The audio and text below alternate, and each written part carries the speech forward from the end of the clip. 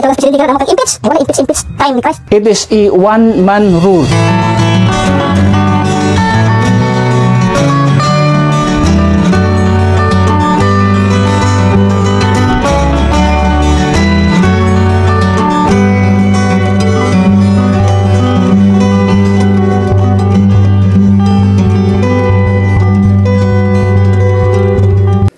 Second Peter chapter 1 verse number 16 to 21. Akong basahan din Verse number 16, for we have not followed cunningly devised fables when we made known unto you the power and coming of our Lord Jesus Christ, but were eyewitnesses of his majesty.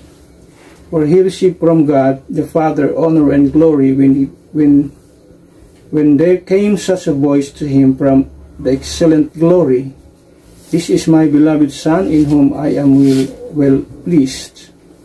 And this voice which came from heaven we heard when we were with him in the holy mount. Verse number 19, we have also a more sure word of prophecy, whereunto ye do well that ye take heed, as unto a light that shineth in a dark place, until the day dawn, and the day star arise in your hearts, knowing this first, that no prophecy of the Scripture is of any private interpretation. For the prophecy came not in the old time by the will of man, but holy men of God spake as they were moved by the Holy Ghost. So verse number 19, ito makita niya, we have also a more sure word of prophecy. So, that speaks of the Bible.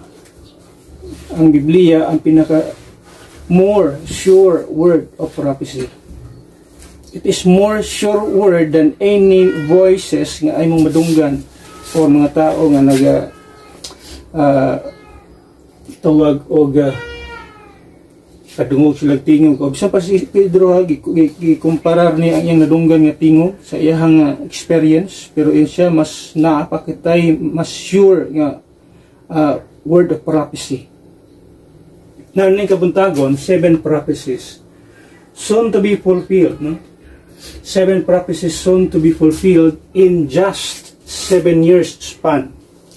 So, 7 ka propesya nga hapit ng matuman, no? Matuman na sa dali nga panahon or dili magdugay, matuman na kini. Kanya kini nga mga prophecy, it will be fulfilled in just 7 years period, o yung span sa yung period of time, more or less so in 7 years atong makita din na. So kini nga prophecy dili na siya magdugay, matuman na kini. So mula na ang iyang gap, mula na iyang span sa iyang time, 7 years kanang 7 ka mga propesya matuman na siya. Now, ingon sa Bible, ingon sa tuang gibasa, the prophecy according to verse number 19, the prophecy is a more sure word. Or we have a more sure word. But pasabot sigurado nga matuman kini nga gitawag mga prophecy.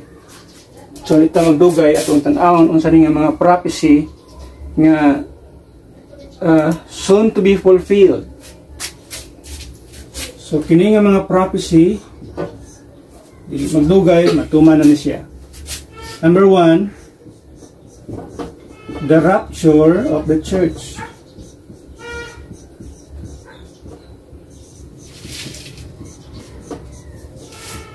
So the rapture of the church soon to be fulfilled. So muna ang una nga prophecy nga hapit na ug matuman na siya, no? So we are concentrating in this time period. So dito nga period mag-concentrate sa ato ang discussion. Now, daghang mga tao sige to gani repute nini nga klase sige to doctrine, gina-repute nila, gina-adapt sa ilang mga kasimbahanan. Although na uban nga mga kasimbahanan po pero lahi ang gitawag og baruganan ang ilang pagtuo sa ani nga doktrina mayroon sa rapture. But we as pre-tribulation believers, nagtuo kita nga mauna ang rapture kaysa tribulation period. So ato makita din ha. So although daghang mga tao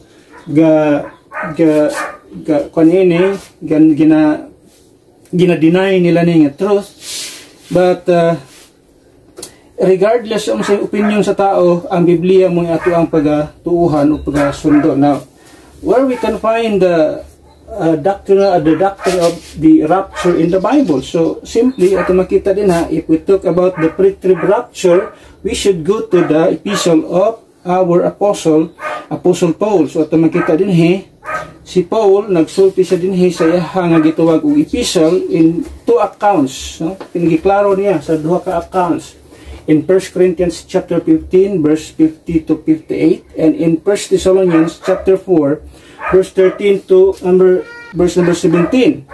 Now ato makita din that the rapture or the doctrine of the rapture, ato makita din gi-discuss the Apostle Paul, and Paul calls that doctrine kining gitawag rapture as a mystery, no? Mystery. Sa siya ka mystery, in other word, wala siya na-reveal sa mga past ages, wala siya na-reveal sa mga unang mga gitawag og mga katawhan na sa Biblia. In other word, tinago siya nining klase sa mga tao.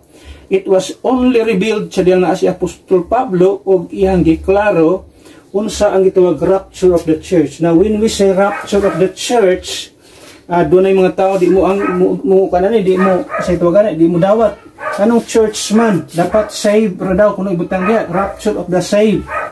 Now kay dili ko tanan na sa church save. Now ako na ato nang i-debunk ng klase sa gitawag og teorya, because the church yung sa Biblia are saved people, no? Ang church saved na sila, yun sa Bible. Ang church kini sila manggod kini mga tao nga nagtudlo ning gitawag save regyo daw kuno ang rapture, ang gitawag dapat ang rapture is para sa save, because this group of people, they are church gitawag og Baptist brider, kasagaran nagtudlo niya na mga Baptist brider. Now they believe that the local church is the bride of Christ. So naapunoy mga saved nga dili member sa gitawag og church. So ato makita din nga kini nga mga grupo usa po gatudlo niya na sa una nga ang saved nga tao lahi kaysa church, no? Naapunoy mga saved nga dili member sa church, but ang tinuod diha ang saved nga tao mauna siya ang naa sa church, because the moment nga diin misali kasi to gospel of Christ, you become a member of the one body of Christ, the church, the spiritual body.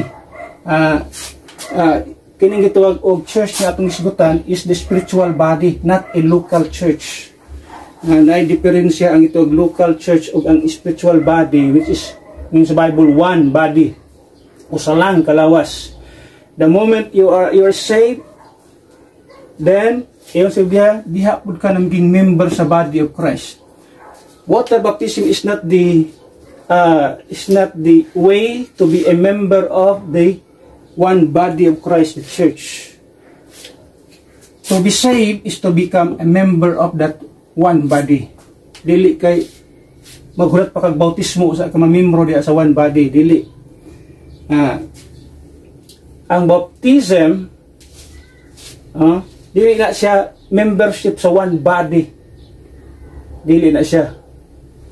Ang pagka-save sa tao mooy naging member sa pagka-member sa luwas dito sa body of Christ. And that baptism na gisulti sa Biblia is the baptism of the Spirit of God, the Holy Spirit. We were baptized by the Holy Spirit into His body. Subot pasabot, dili na tubig sa bautismo ang maong gituwag diya, dimension diya sa 1 Corinthians 12:13. The baptism nga pamimber ka nato sa one body is the baptism of the Holy Spirit. Unsa nang baptism of the Holy Spirit? According to the book of Acts, is the moment katong ang Holy Spirit puyo misulod diya sa usa ka tawo. So that means the indwelling Spirit of God diha sa kinabuhi sa tao. Now, isan pagdaghan mga tao mo deny ining gitawag truth, mo deny ining gitawag og doktrina sa rapture. As long as naana sa Biblia, dili na pwede na itong i-deny. And ingon si Apostol Pablo, usa ni siya sa ato ang mga blessed hope. Di na ito ni pwedeng wagtangon. Soon to be fulfilled, the rapture of the church. We are anticipating that most awaited event sa ato ang kinabuhi, even kita nga mga Kristohanon. Now, di man siya ito maka-pinpoint unsa nga day, but ang mga current events sa ato ang palibot magsulti nga hapit na kini siya may tabo ng mga butang. So, rapture of the church soon to be fulfilled. So, ang passage niya na sa kaming kasulti is na 1 Corinthians chapter 15, 50 to 58. And so, na sa 1 Thessalonians chapter 4 verse 13 to 17 to 18. Number 2, not only the rapture of the church, number 2, prophecy. Number 2, prophecy that soon to be fulfilled is the rebuilding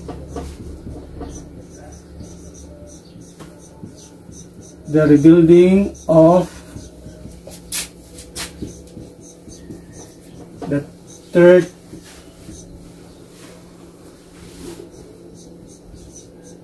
temple.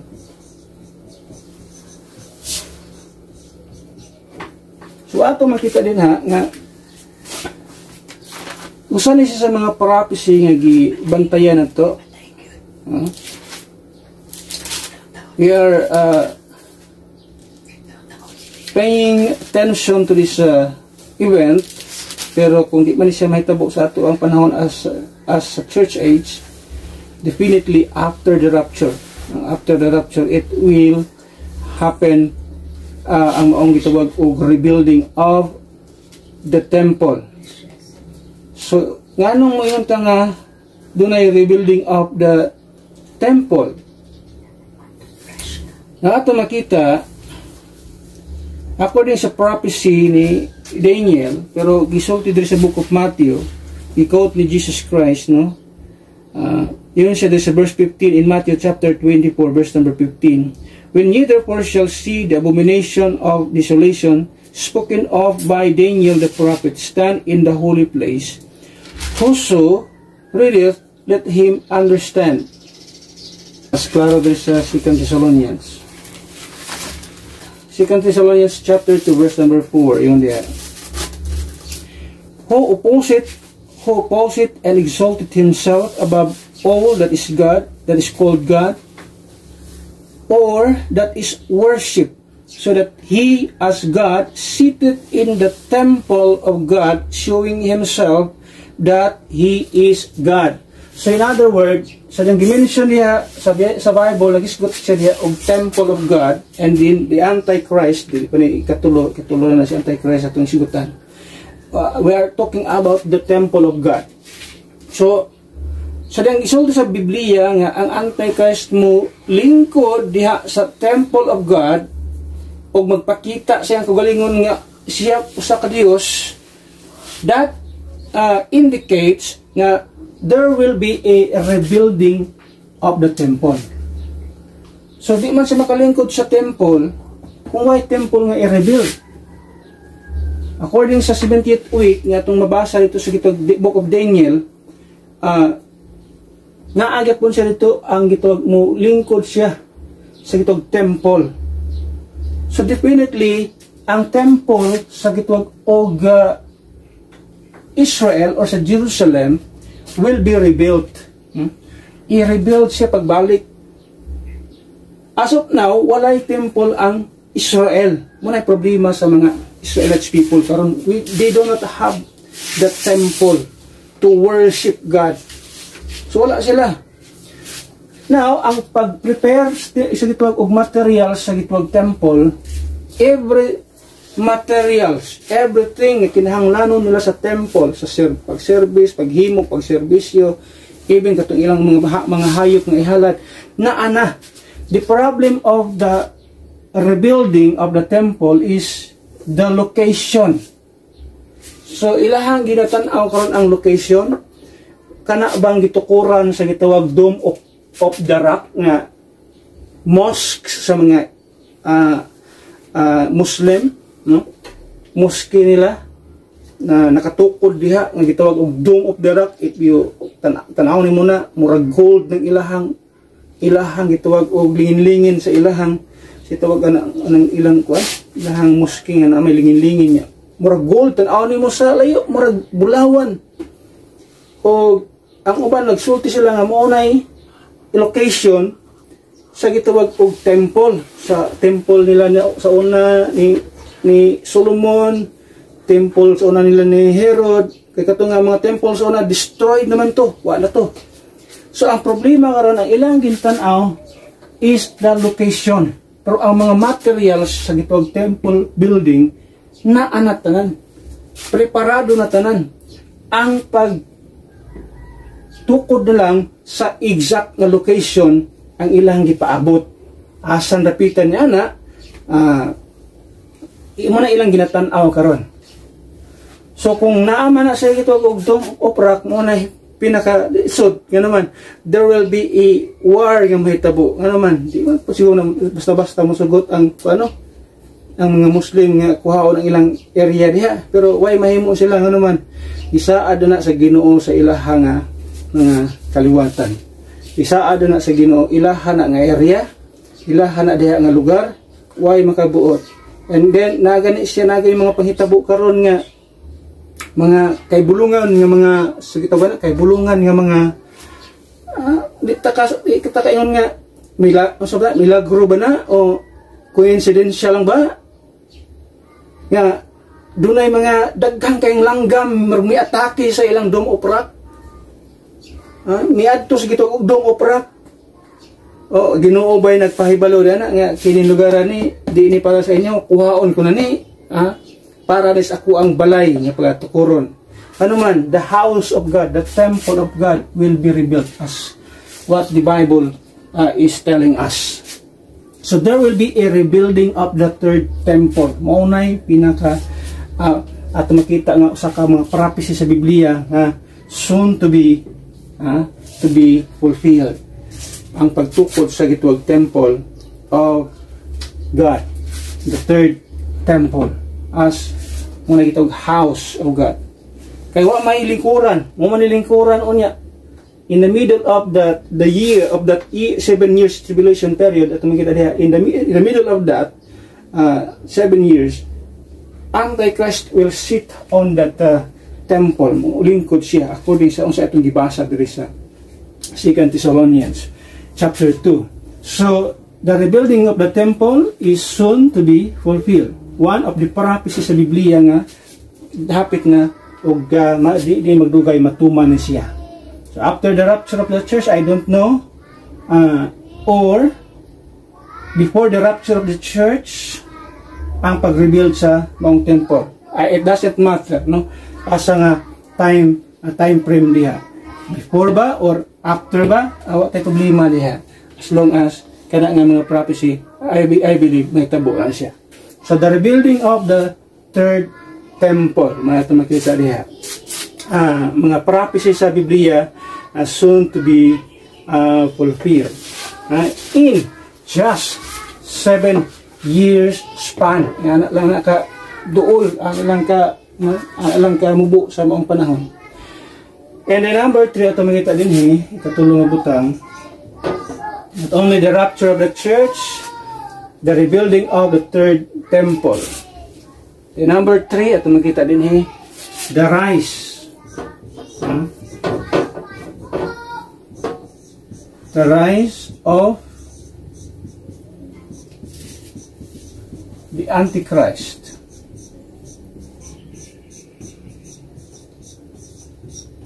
Or the beast. So the rise of the Antichrist, no? This is a prophecy. It is being prophesied in the book of Daniel as itawag na to og the prince nga mo anhe dili si Kristo, si Antichrist. And ang atong gibasa din in the book of 2 Thessalonians, nagsulti sa diha that this man has 2 names, no? O titles. Ato makita diha, doon sa 2 ka titles. One is gitawag siya man of sin,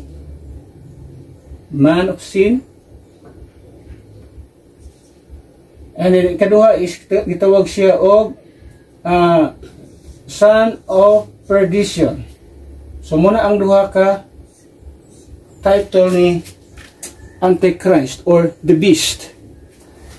So ato makita din ug sa iyang pagdalon diri sa kalibutan, whether we like it or not, kini tawhanan ni mutungha na siya as a political leader, no? Political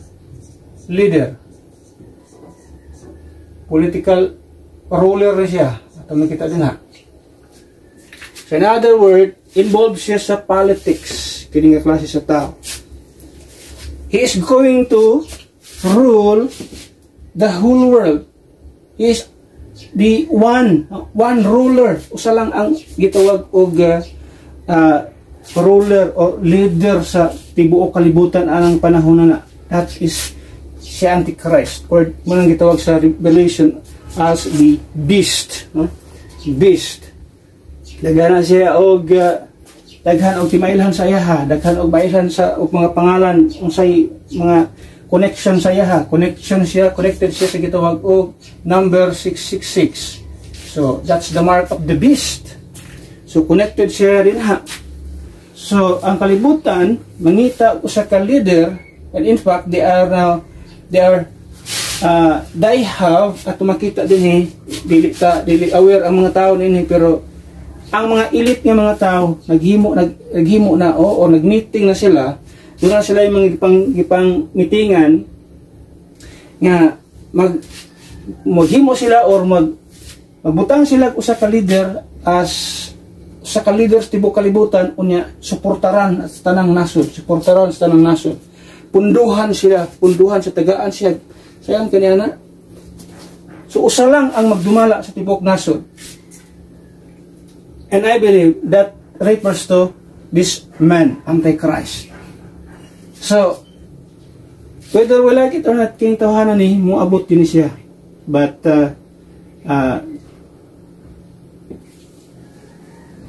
nindot lang po paminahon ka inigabot aning tawhanan ni wala na ta dinhi ano man, tapos na ang rapture of the church. Muna nga ang kalibutan why kabang kaagan sa mga panghitabuon niya nga kining tawhanan ni mutungha ni siya. They will be surprised nga nanaday Antichrist nga nagdumala sa ilang kinabuhi. After the chaos of the rapture, kaya naging chaos kalibutan, muna pwedeng maging savior kunuhay nila sa ilahang panahon. So, kining tawhanan ni di basta-basta naman daghan siya mga policy. Daghan siya mga policy dito sa tibok kalibutan, kalibutan sa tanang kanasuran. Isa lang iyang policy, sundon siya. Why oppose gitawag og iyang pamalaod. Kung naamay mo oppose sa iyang mga pamalaod, o nang iyong sa Biblia, beheaded ang tao, putlan og liog ang tao once mo oppose nining usa ka antichrist o kining the beast, kining leader nga umaabot. That's why ang tao karon gina-practice na pag-control ang tao to follow unsay gisulti sa government, isag tanawa na atong mga kuan dati, itong mga protocol sa gitawag og bidko nila, ang ilang gitawag og ang ilang gitawag atong intention. Actually ang intention nito is how can they control people. So ano nila pag-control ang mga tao, if really ang tao makontrol nila o dili. Sadly daghang mga tao nga di wa pa gid mosunod sa ilahang kagustuhan. Pero kasagaran lang ang mga tao nga wa mosunod sa ilang kagustuhan kay tungdunay kahibalo sa pulong sa Dios. Ay kahibalo sa Biblia. Ngano man, kahibalo sila. That's one way of brainwashing. That's one way of telling people just follow the government. Just follow the leader. Wala tayo problema niya na kung musunod ta sa mga leader. As long as naka-align sa gitawag ato ang gitawag og constitution. Natay gitawag constitution, natay mga rights. But the time ng ato ang rights mo i-violate, another story na siya. Kaya nga rights, it is a God-given rights sa ato ang kinabuhi. We have rights to live. Doon na kita right to live. Doon na kita right to choose kung sa ibutang sa tuang lawas.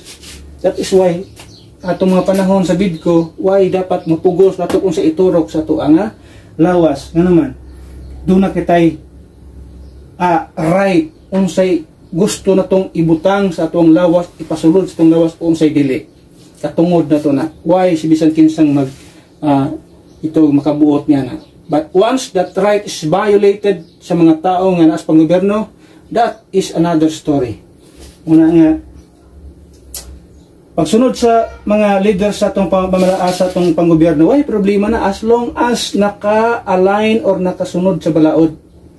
Pero gisupak na gani ang balaod tungod sa gusto nilang mahitabo, kana munay gitawag og di na maayo nga panghitabo. Kay munay bali batasan or munay bali pamalakad ni Antikristo sa iyang umaabot nga pagdumala sa tibuok nga kalibutan. So daghan kay nig mga kuan ni, daghan kay nig Antichrist, daghan kay siya mga siya although ang pangalan is wa kakaila, pero mostly ang number makita nimo sa iyaha.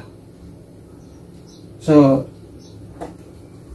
ang mga SDA nagsulti nga katong kasimba sa adlong Domingo moto sila mga 666 moto sila tatak ko na 666 dili man mo tatak sa 666 nga pagsimba sa adlong Domingo.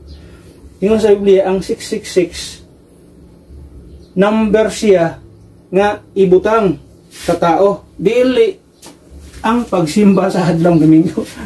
Tanon sa pagka tudlo as Biblia pagka twist sa Bible. The number 4, ito magdugay din na. Di kaya ito na gina-elaborate kaya naan siya mga lesson nga iyaha. Pero mga akong pasaw tiri is kinilang 7 prophecies soon to be fulfilled. Ngayon siya, in just 7 years span. Ano yung pinaka-punto diya. And then number 4, the realization. The realization of the Great Tribulation. The Great Tribulation.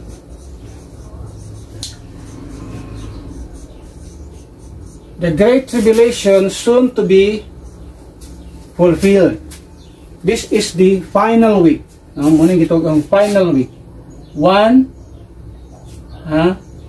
And final week. According sa 70th week of Daniel. Ato makita din ha. This great tribulation will be realized. Whether we like it or not. That is a prophecy. That is a prophecy. According to ito sa Matthew chapter 24. Kining ito tribulation never paning nahitabo sa history of mankind. Although doon na ito was worldwide flooding, layo ra kay ni siya kining tribulation wala pa ni mahitabo sukad masukad. In the book of Matthew chapter 24 verse number 21. Ingat sa diha. For then shall be great tribulation, such as was not since the beginning of the world, to this time, no, nor ever shall be. So he's talking about the great tribulation. In verse number 29, ingat sa din Matthew chapter 24, ingat sa diha. Immediately after the tribulation of those days, shall the sun be darkened, and the moon shall not give her light, and the stars shall fall from heaven, and the powers of the heaven shall be shaken. Ito makita din ha.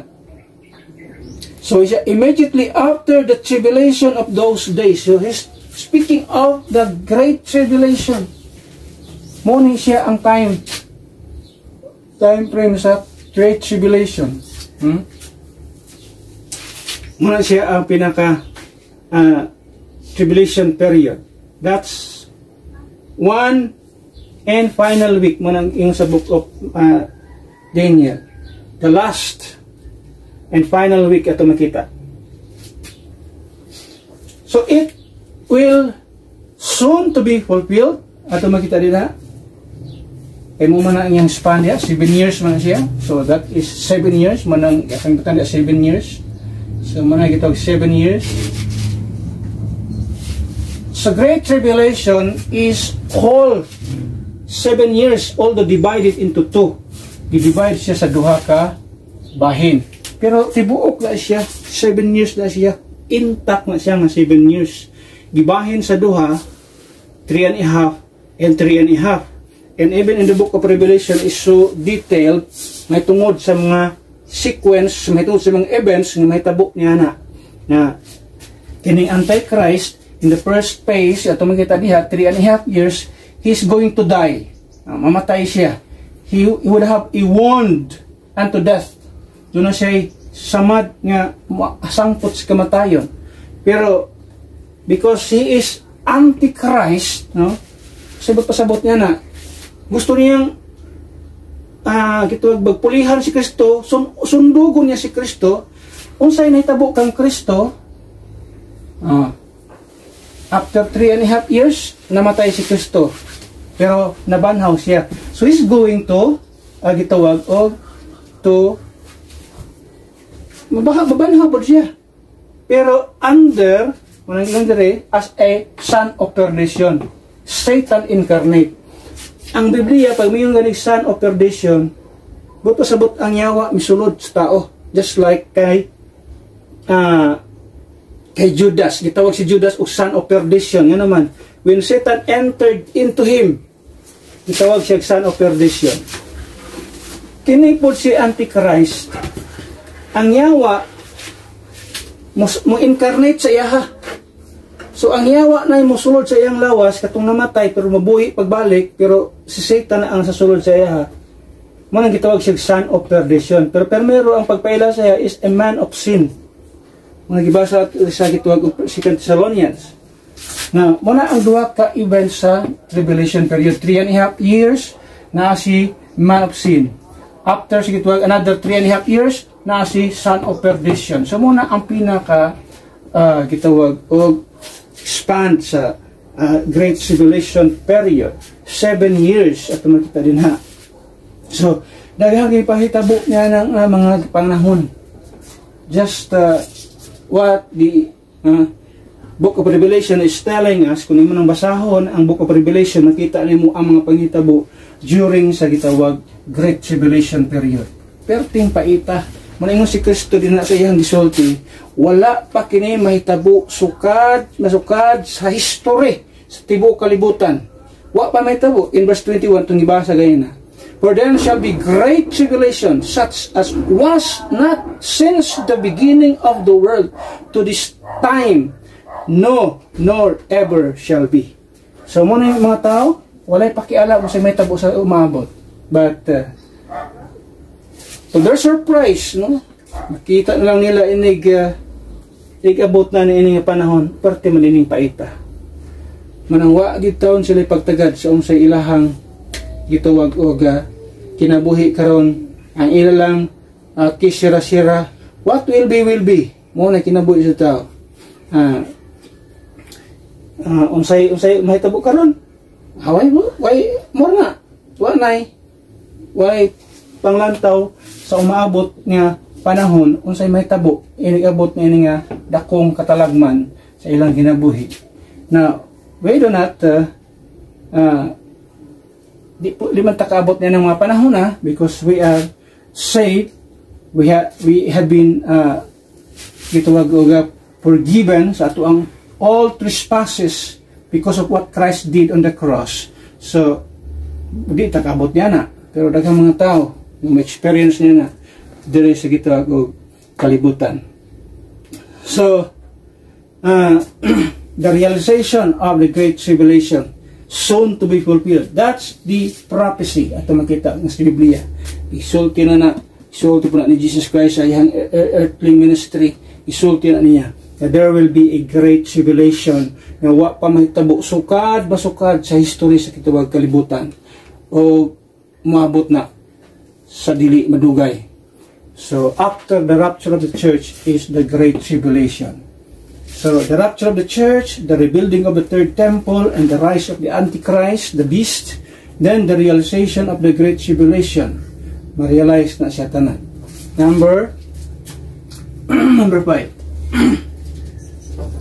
Number 5. The return. The return of Elijah and Moses. So these two characters, Old Testament characters, mubalik ni sila. In fact, sa time ni Jesus Christ, nagpakita na ni sila. During sa Transfiguration, Mount of Transfiguration, nakita nato dito, nga kining duha, nito nga. Maybe they are nag-istorya silang Jesus Christ. Nakita nila ni Peter. Actually, ang ilang purpose na nagpakita sila is for this. After sa resurrection of Christ, it should be tribulation period. Dapat kana naunta. But because of the rejection of the Jewish people sa ilang Messiah, it was, that tribulation period was postponed, was moved. So, ang close parenthesis na makita na open. So, nanay gitawag close and open parenthesis. Nisulod ang gitawag church age, dispensation of grace. At makita din na forward ang tribulation period.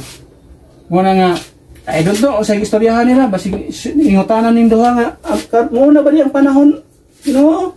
Lord, muna ba niya ang panahon? Yung balik ni? Siguro, ingon ni Kristo nga, just wait little bit. Itagaan sila og another year. Ikan sa resurrection of Christ, another year. Up to Stephen. Pero wag gyapon, ilang gibato si Stephen, gipatay na si Stephen. So, gi-reject nila ang working of the Holy Spirit at that time. So that means tapos na ang Ginoo sa pag-deal sa Israelites people. Iyang gitapos din o ibalhin siya sa mga Gentile people. So ang tribulation na postpone, na move forward. So manang dunay Elijah, gitawag ni sa book of Revelation two witnesses, gitawag ni sa book of sa Old Testament or minor prophets og two olive trees, no? Kining duha mubalik sila as two witnesses. They have power over water and fire. Ato makita diya. Pero the Antichrist will kill them. Remember kay si Elijah wala niya kamatayon. Sakgaw ni siya sa chariot. Si Moses lang. Pero iyang body gitaguan. And even sa Bible gisgutan ang iyang lawas, it was ulugan, no, ang lawas ni Moses, ni Satan o sa angel sa mga angel nga minsan sa Bible. So kininduha mubalik sila. So according sa prophecy mubalik sila. And in fact nagpakita na sila sa earthly ministry of Christ, pero that is not the right time para sa ilaha ng witness pagbalik during the tribulation period. So that's the return of Elijah and Moses. Ito makita din ha. Itawag siya of two witnesses. Pero para ito makita ang reference, ito ang sa dito Revelation. Revelation chapter ito ang sa kita.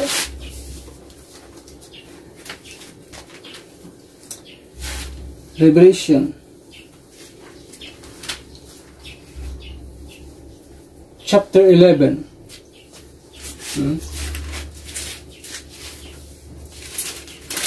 So there ito makita po ang the temple of God in verse number 1. Measure the temple of God. So there's the temple and the altar. Verse number 2. But the court which is without the temple leave out and measure it not, for it is given unto the Gentiles. Can you imagine the temple, yung say, but the court which is without the temple leave out. So there's a court outside, yung sa pasagdilan na siya. Ano naman? It was, for it is given unto the Gentiles. Possibly nga kanang akong gisulti kanya itong gitawag Dome of Rock, muna ang gitawag og outside court sa temple. So outside court sa temple, ato makita din ha nga ingon sa Biblia, pasagdi lang na just leave it out and measure it not, for it is given unto the Gentiles, and the holy city shall they tread under foot 40 and 2 months. So exactly doon ay gitawag og time frame din 40 and 2 months, 42 months. That is exactly 3.5 years. Yung 42 months, 3.5 years. Yan siya diya, verse number 3. And I will give power unto my two witnesses. Munang two witnesses. Two witnesses.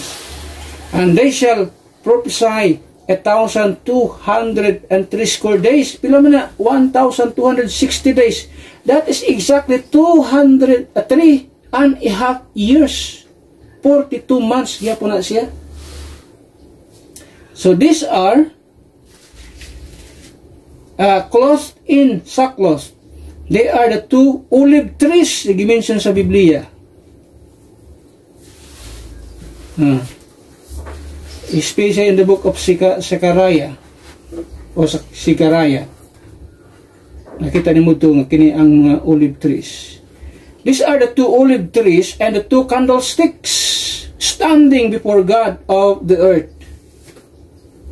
Tanawa diya ang description aning two witnesses. And if any man will hurt them, fire proceeded out of their mouth and devoureth their enemies. And if any man will hurt them, he must in this manner be killed. These have power to shut heaven, that it rained not in the days of their prophecy. Kinsa man na si Elijah. Ingon si Elijah, di magulan. Wagi pa ulan sa Ginoo. Yung siya din na. And have power over waters to turn them to blood. Kinsa man na Moses. Siya din hampak niya ang tubig sa Egypt. The water became blood. So, those description na makita diya, maghisgot, magsulti nga, kining duha diri mo si Moses and Elijah. And in fact, nagpakita ning duha sa time ni Jesus Christ. So definitely, kining gisulti sa Revelation nga, 2 olive trees, 2 witnesses, is no other than Elijah and Moses. So, to smite the earth with all plagues as often as they will. Muna itong kita din ha. So, the return of Elijah and Moses and Elijah mubalik aron sa pag-witness, especially sa mga Jewish people. Number 6.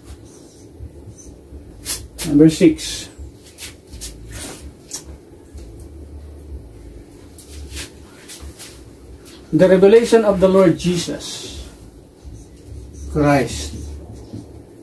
The revelation of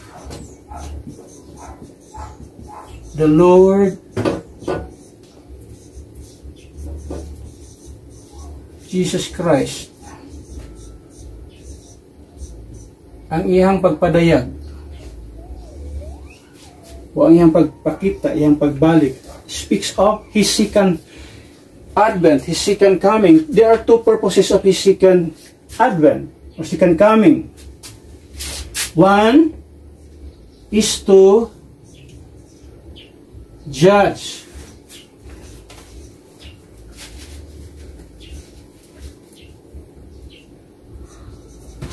the nations,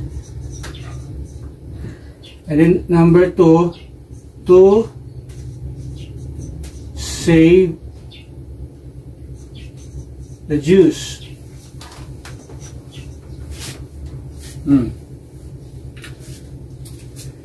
Muna ang purpose sa pag-anhin ni Jesus Christ, to judge the nations and to save the Jews. Mauni ang gitawag o Armageddon. Din na. Mubalik siya to judge the nations and to save the Jews. Mauni ang giwali ni Peter. May di masabtan sa mga tao nga ang giwali ni Peter sa iyang early ministry lahi sa giwali ni Apostol Pablo. Tanawan to ha, Acts.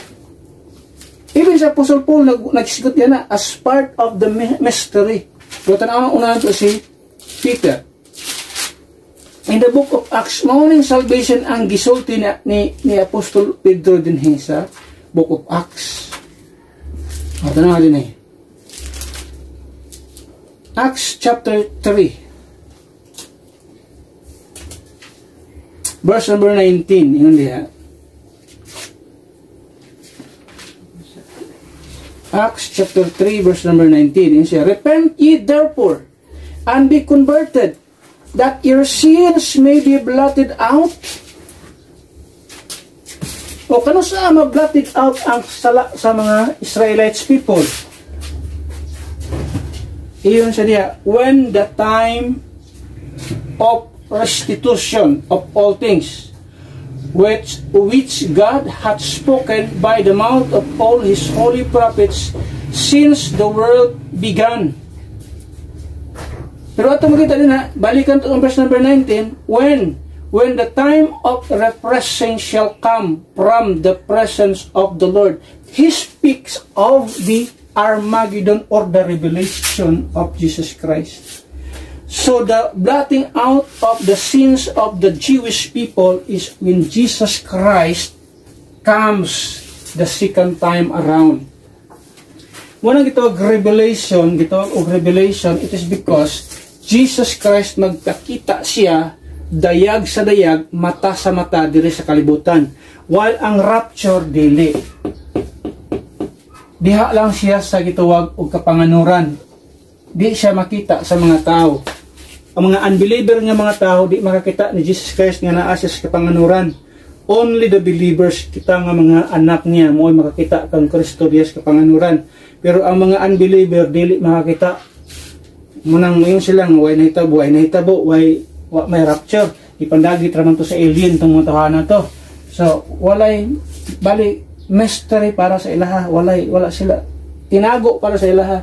Pero ang revelation, the second coming of Christ, magpakita siya mata sa mata, dayag ngadto sa mga tao, munay makita aron unsa muani siya aron sa pag-save sa mga Hudiyo nga mga tao, and then ang ilahang makasalanan i-blotted out according to sa giwali ni Pedro din sa book of Acts. Yan sa diha. And he shall send Jesus Christ. And he shall send Jesus Christ. So, kana nga pagkasulti, it is a direct reference sa second advent. Nga naman.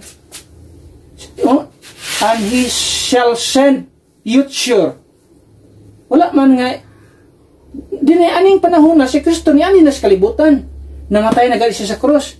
Pero nga nang siya, he shall send Jesus Christ. Nga nang futuristic among statement, because that is a direct reference sa iyang second advent, sa Armageddon o sa Revelation nga iyang mubalik siya diri sa gituwag kalibutan. Pag-usab sa ikaduhang higayon, magpakita siya ngadto sa mga tao. Manis kalibutan, insa dinhi. And he shall send Jesus Christ, which before was preached unto you, whom the heavens must receive until the times of restitutions of all things, which God hath spoken by the mouth of all his holy prophets since the world began. So ato makita din ha. So the revelation of Jesus Christ, maani siya dinhi to save the Jews as a nation. Luwason sila sa Ginoo. Ano to sa gituwag og Romans chapter 11. According to Paul, sa Romans 11, verse number 26. Romans 11, verse number 26. Iyan sa din na, and so all Israel shall be saved. All Israel as a nation, according sa itong gibasa, and so all Israel shall be saved. And it is written, there shall come out of Zion the deliverer, and shall turn away ungodliness from gitawag og from Jacob. But in previous verse 25, it says, for I would not, brethren, that ye should be ignorant of this mystery, lest ye should be wise in your own conceits, that blindness in part is happened to Israel, until the fullness of the Gentiles become in. Muna ang Gentiles, the time of the Gentiles. Until the time of the Gentiles become in. Matapos na siya, mubalik si Kristo, magpadayag siya, to save the Jews, to judge the nations. At makita din ha. Doon ito, judgment of the nations. Itawag og goats, sheep and goat. At makita din ha. Ang mga tao, ang mga nasod, yung nagtabang sa mga Hudiyo, moto'y mga kanding. Mga karnero. Pero ang mga tao, ang mga nasod nga nag-persecute sa mga Hudiyo, moto'y mga kanding. So, that is the judgment of the nation. So, twofold sa iyang pagbalik, to save the Jews and to judge the nations. At makita din na. Then number 7. Number 7, prophecy soon to be fulfilled.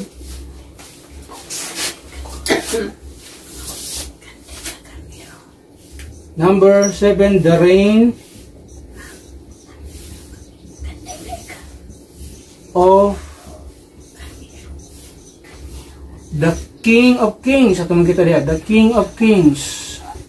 So Jesus Christ will reign as a king. Ito makita diya.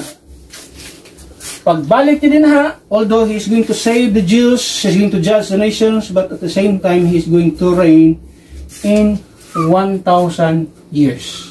So in just 7 years span, these 7 prophecies soon to be fulfilled. Mubalik, muhari si Kristo, so din hagida siya magsugod. So mu-declare siya as a King of Kings and Lord of Lords. kana nga mga panahon. So dinhi nga mga panahon ato makita din kana nga mga prophecy ma-fulfill siya. Soon to be fulfilled. Christ will reign. Wala pa ni reign si Jesus Christ karon. Ni reign na daw si Jesus Christ, o siya daw si Jesus Christ. Nag-reign na siya sa iyang kingdom nasa bukid. So that is gitawag og absolutely gitawag og false at makita. Pero pinakadakong bakak na siya. Ang taong bakakon magbayad Diyos iyang kasalanan. Karon puno ang siya kaso. Kaya kana mga investigasyon ipahigayon sa iya na naman. Imo nang binuangan ang Ginoo. Di yun ka magmahay sa osibalo sa Ginoo diya. Kay di pwedeng i-blaspheme ni mong Ginoo. Gamito ni mong ngalan si Ginoo for the sake of your personal vested interest. Imo ginang pagabayaran sa maabot. Madugay man o sa madali. Mubaya tayo ka din. Now, the real king. Kaya daghang kayong mga tao karon niya nagpailang king pero dili sila king. The real king, King Jesus, the King of Kings. Muanhi siya sa kalibutan o mubalik siya. That is one of the 7 prophecies na makita soon to be fulfilled in just 7 years span. Pero di naman natin kinahanglan din ani mga panahon na kung ikaw, isa pa man sa itong mga nasa online team, nagsali ka sa gitwag himo ni Kristo sa Cross Calvario, di na nakinahanglan kini mga butanga. The only gospel nga ato makita diri sa Bible sa atong panahon karon is the death, burial, and resurrection of Christ, and He did it purposely for us to be saved, for us to be forgiven, for us to be heaven bound and rapture ready. Muna yung kagustuhan sa Ginoo sa kinabuhi. Pero ang mga tao wa pa makasabot nga na, wa makadungog, wa mutuo sa maayong balita ang gihimo ni Kristo sa Cross Calvario. Kini uban ani nga mga prophecy ilaning sinatian ug ang pinakasakit di mailang matagamtaman unya ang kapait nga ipatagamtam sa Dios diri sa gitwag kalibutan. Pero kung siya nakasabot, siya nakadungog, nakasabot o mutuo sa gihimo ni Kristo sa Cross Calvario, kining uban ng mga prophecy din dili niya maabtan. Kini lang number 1 daan. Part na ka diya. Part na ka kay mukuyog ka, balik ni kuha ni Kristo nga ni kanato sa kalibutan.